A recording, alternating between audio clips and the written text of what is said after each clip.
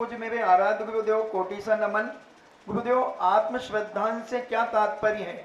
व्यवहार और निश्चय नहीं की अपेक्षा समझाने की कृपा करें।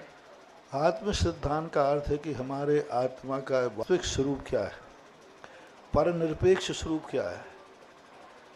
मेरी आत्मा यदि पर का आलम्बन नहीं लें तो हमारे आत्मा का स्वरूप कैसा होगा, हमारे आत्मा की शक्ति क्या है।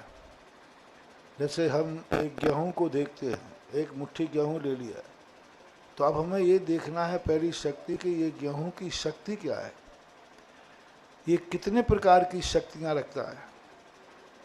उन शक्तियों को पहचानना आत्मा के स्वरूप को पहचानना। दूसरा, उन शक्तियों को प्रकट करने के लिए हमें क्या क्या साधन अपनाना पड़ेंगे, क्या क्या दुर्घटनाएं हो सकती हैं, इस पर विचार करना व्यवहार है। निश्चय से क्या अर्थ है, मेरे आत्मा की शक्ति कितनी है, किस रूप में है, कितनी योग्यता है, कितने लक्षण हैं, ज्ञान गुण आदि सब शक्तियों को जान लेना, अनंत शक्तियों को जान लेना। जैसे हमने कहा गेहूं को जाना, तो ये गेहूं कौन सा गेहूं है, कहाँ उत्पन्न हुआ, कितनी शक्ति इसके विद्वान है, क्या क्या हो सकता है, ये कहलाता है निश्चय आत्मस्वरूप। व्यवहार आत्मस्वरूप कहलाता है इन शक्तियों को प्रकट कैसे करूं। गेहूं में जान लिया कि गेहूं में रोटी बन सकती है, पूड़ी बन सकती है, दलिया बन सकता है, खाद बन सकता है, एक्स वाई जेड सब जान लिया।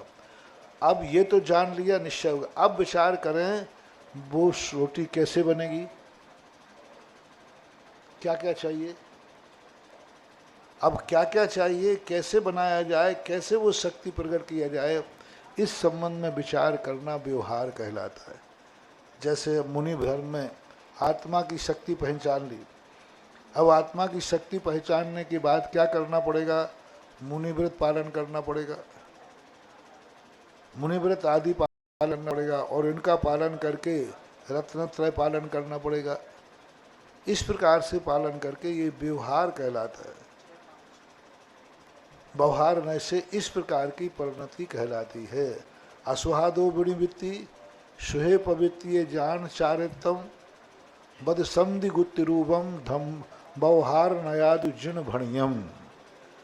पूज्यवर नेमीचंद महाराज ने द्रव्य संग्रह में कहा कि व्यवहार क्या है। असुहादो विनिवृत्ति सुहे पवित्ति जान चारितम, अशुभ से निर्वृत्ति शुभ में प्रवृत्ति, बद समधि गुप्ति रूपम, वृद्ध समिधि गुप्ति रूप से परिणत करना, व्यवहार नया दुजन भणियम। जिनेन्द्र भगवान ने इसे व्यवहार कहा है। निश्चय नय का क्या उन्होंने स्वरूप दिया, अपने आप में उसके स्वरूप में लीन हो। वैरभ्यंतर क्रिया रोहो भव कारण पड़ा सट्टा नानित जो जम जनोत्तम परमम सम चारित्रम। यह सबसे बड़ा उत्कृष्ट चारित्र कहलाता है, और वही चारित्र आत्मा को जानने में कारण बनता है।